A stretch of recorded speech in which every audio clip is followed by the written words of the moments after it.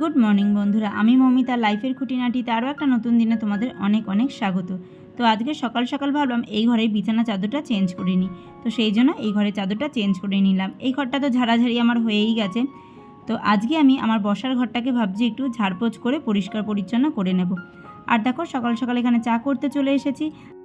আর চায়ে ওটা কী দিয়েছিলাম বলো তো? নকুলদানা। আসলে ঠাকুরের সামনে যে নকুলদানাগুলো দেওয়া হয় সেগুলো তো প্রসাদ হিসাবে সেই সময় ওইভাবে মিষ্টি খাওয়া হয় না। আর কে খাবে ওইরকমভাবে মিষ্টি? সেরকমভাবে আমাদের বাড়িতে যে খুব বাচ্চা কাচ্চা আছে কিংবা আমার বড়রাই অতগুলো নকুলদানা খেয়ে নেবো সেটা হয় না। তো সেই জন্য ওইগুলো এক জায়গায় রেখে দিই। যখন সকালবেলা চা করি সেই চায়ের সাথে ওই নকুলদানাগুলো অ্যাড করে দিয়ে দিই, তো খাওয়া হয়ে যায়। তো যাই হোক, চাটা খাওয়া হয়ে গেছে, তারপরে চলে এলাম এই যে দেখো এই ঘরে ঝাড়াঝাড়ি করব বলে। আসলে অনেক দিন ধরেই ভাবছিলাম এই ঘরটা একটু ঝাড়াঝাড়ি করব, কিন্তু রিস্ক নিতে পারছিলাম না। আসলে কি বলতো, এই ঘরে না আমার প্রচুর জিনিসপত্র আছে আর কি, ঘরটাকে সাজিয়ে গুছিয়ে রাখার জন্য ছোট ছোট প্রচুর জিনিস। তো সেই জিনিসপত্রগুলোকে একবার নাড়াচাড়া করলে আবার সেগুলোকে জায়গা মতো সাজিয়ে গুছিয়ে রাখতে হবে, এই ভয়ে আর কি এই ঘরটা আমি একটু হাত দিতে আর কি দেরি করছিলাম।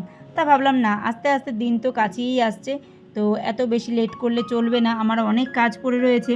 তো সেই কারণে ঘরটাকে আজকে ঝেড়েই নিলাম। তো দেখো এই যে ম্যাটগুলো মা বানিয়ে দিয়েছে এগুলোকে তুলে ফেললাম, কারণ ওর জায়গায় নতুন নতুন যে ম্যাটগুলো আর কি মা বানিয়েছে সেগুলো পাতবো। আর দেখো এই টিভি ক্যাবিনেটটা একটু সরানো হয়েছে, তার অবস্থা দেখো, দেখেছো জায়গাটা সম্পূর্ণ কালো হয়ে রয়েছে। তোমাদেরকে তো এর আগেও আমি দেখিয়েছি যে ঘরের আসবাবপত্রগুলো একটু সরালেই তার নিচটা কতটা কালচে হয়ে পড়ে থাকে। তো সেগুলো যদি একটু আমরা বছরে একবার দুবার নাড়িয়ে চাড়িয়ে না পরিষ্কার করে দিই না, তাহলে সত্যি ঘরটা কিন্তু অনেকটাই নোংরা হয়ে যায়। হয়তো সেটা সচরাচর আমাদের চোখে পড়ে না, কিন্তু একটু ডিপলি চিন্তা করবে, দেখতে থাকবে, তাহলেই বুঝতে পারবে যে ঘরটা কতটা নোংরা হয়ে রয়েছে। তো দেখো এইগুলো হচ্ছে আমার জীবনের সবথেকে বড় সঞ্চয়ের জিনিস, আমার আর আমার মেয়ের অনেক কষ্টের ফল এইগুলো। তো আশা করি জীবনের শেষ দিন পর্যন্ত এগুলোকে আগলে রাখার চেষ্টা করব। এই যে টিভি ক্যাবিনেটের পেছনটা দেখতে পাচ্ছ, একদম ঝুলে ঝুলে কি অবস্থা হয়ে রয়েছে, আর দেখতেই পাচ্ছ মনে হচ্ছে পুরো তুষারপাত হচ্ছে। আর পেছনটাতে একদম তারের জঞ্জাল হয়ে থাকে, তো সেই জন্য আর কি সাবধানেই ঝাড়াঝাড়ি করতে হচ্ছে। তো একটু আগে ঝুলটা ঝেড়ে নিয়ে তারপরে একটা শুকনো ন্যাকড়া দিয়ে ভালো করে মুছে নিচ্ছি, কারণ রোজ রোজ তো আর পেছনের দিকগুলো আর কি ডাস্টিং এইভাবে করা যায় না। তো যখনই আর কি যেই আসবাবপত্রটা সরাই তার পিছন দিকটা একটু ভালো করেই মোছামুছি করে নিতে চাই। আর এইদিকে দেখো এতদিন ফ্রিজটা যেভাবে ছিল সেটাকে আবার আমি পাল্টে দিয়েছি। একদম আগে আমার ঘরে ফ্রিজটা যেভাবে ছিল সেইভাবেই আর কি রাখলাম। ওই যে একটু জিনিস এদিক ওদিক করতে গেলেই তখন এটার জায়গায় ওটা, ওটার জায়গায় সেটা হয়েই যায়। আর এখানে আগে সোফাটা ছিল, তো দেখো কদিন হয়েছে আমি সোফাটাকে ওই দিক থেকে এদিকে এনেছি, তার মধ্যেই দেখো সোফার নিচটা কীভাবে নোংরা হয়েছে। মেঝে যদি এরকম নোংরা থাকে তাহলে সেই মেঝেতে বসে শুয়ে থাকা যায় বলো? আর এখন গরমকাল, এমনিতেই আমরা ডাইনিং টেবিল কম ইউজ করি, নিচেই খাওয়া দাওয়া করি, আর এরকম নোংরা থাকলে সেখানে বসে খাওয়া দাওয়া করা যায়?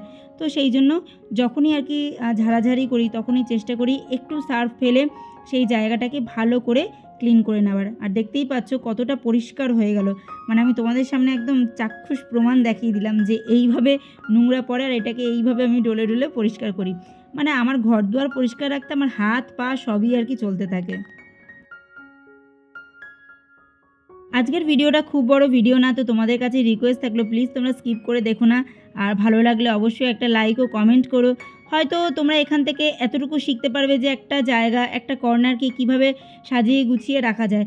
আমি হয়তো খুব দামি দামি জিনিসপত্র দিয়ে আমার ঘর সাজাই না, সামান্য ছোটো ছোটো জিনিসপত্র দিয়ে আমি ঘর দুয়ার সাজিয়ে রাখতে পছন্দ করি। তো সেটা দেখে হয়তো তোমরাও একটা আইডিয়া পাবে যে না, এই কর্নারটা এই সামান্য একটু জিনিস দিয়েও আমরাও সাজিয়ে তুলতে পারি। আর একটা জিনিস দেখো, প্রথমে একটা ব্রাশ দিয়ে এই চ্যানেলের যত ধুলো আছে এক জায়গায় এনে তারপর একটা কাগজের টুকরোকে ওই জায়গাটায় রেখে তারপরে যদি ব্রাশ দিয়ে এমনি করে করা যায় তাহলে কিন্তু সম্পূর্ণ ধুলোটা কাগজের মধ্যে চলে আসে, আর তারপরে আমরা ধুলোটা ফেলে দিলে চ্যানেলটা বেশ ভালো সুন্দরভাবে পরিষ্কার হয়। আর এইটা কিন্তু আমি একজন ব্লগার দিদিভাইয়ের কাছ থেকেই শিখেছি। আমি তার ভিডিও প্রায়শই দেখি, কিন্তু সে একদিনও আমার ভিডিও দেখে না, কিন্তু তার জন্য আমার কোনো দুঃখ নেই। দেখো আমি দেখি বলেই কিন্তু তার থেকে এই জিনিসটা শিখতে পারলাম, তাই না? সবসময় যদি আমরা গিভ অ্যান্ড টেক পলিসি নিয়ে চলি তাহলে আমরা কিন্তু অনেক কিছু শেখার থেকেও পিছিয়ে থাকবো। হতেই পারে কারোর সময় হচ্ছে না, কারো হয়তো আমাকে ভালো লাগছে না, তো সেই জন্য সে আমারটা দেখছে না, তার জন্য কি আমি তাকে দেখব না? সেটা কোনো দিনই হতে পারে না। আমরা একে অপরের ভিডিও দেখে আমরা কিন্তু অনেক কিছু শিখতে পারি। আমরা কাজকর্ম সবাই একই করি, কিন্তু কিছু জিনিস আছে, পদ্ধতি আছে যেগুলো আমরা একে অপরের থেকে শিখতে পারি, জানতে পারি। তো এখানে আমার যত ইনডোর প্ল্যান্ট আছে সেগুলোকে একটু ধুয়ে পরিষ্কার করে রেখেছি। আর এখানে দেখো ছোটো ছোটো যে লাফিং বুদ্ধাগুলো আছে এগুলোকে একটু ধুয়ে পরিষ্কার করে নিচ্ছি, কারণ এগুলো একদম নোংরা হয়ে গেছিলো আর এখন দেখো চকচক করছে। তো তারপরে দেখো চলে আসলাম একদম বিকেলবেলা।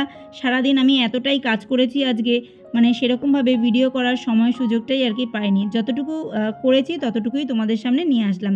এখন অনেকটাই সন্ধে হয়ে গেছে, তো ভাবলাম এখন এগুলোকে এবার সাজিয়ে গুছিয়ে রেখে দিই।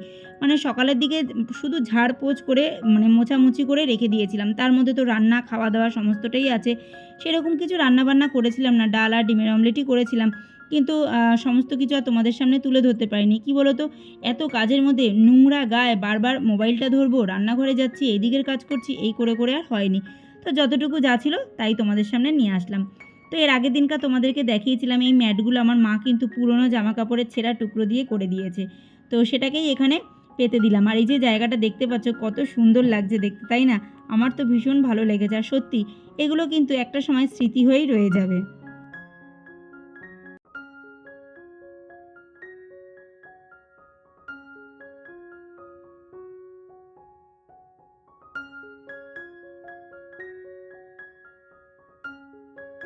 আমি আবারও বলছি, আমি এমন কিছু দামি দামি কোনো জিনিসপত্র দিয়ে আমার ঘর সাজাই না। সামান্য কিছু জিনিস যেগুলো সচরাচর আমরা কিনতেই পারি, হয়তো এদিক ওদিক ঘুরতে গেলে আমরা নিয়েও আসি, সেই সমস্ত জিনিসগুলোকেই একটু এদিক ওদিক করেই আমি আমার ঘরদুয়ারকে সাজিয়ে গুছিয়ে নিজের মনের মতো করে রাখি।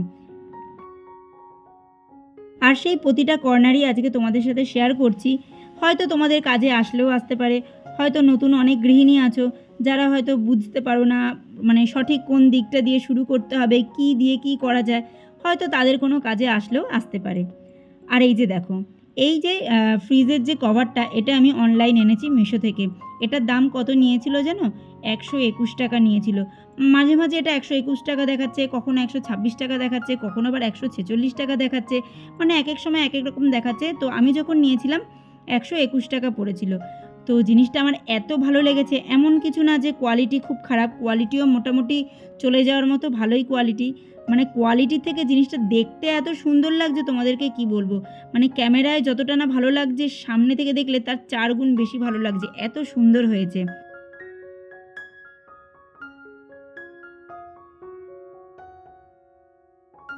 তো এই টেবিলটা অনেক দিন ধরেই দেখতে পাচ্ছিলে বাড়তি হয়ে এদিক ওদিক পড়ে রয়েছিল। তো আজকে যখন মানে এই ঘরটা ঝাড়াঝাড়ি করলাম, তখন এটার একটা নির্দিষ্ট জায়গা ঠিক করে নিলাম। তো সেই জন্যই আমাকে এখানে যে সোফাটা ছিল সেটাকে আবার বসার ঘরে নিয়ে যেতে হলো, আর এই কর্নারটাতে টেবিলটা রেখে দিলাম।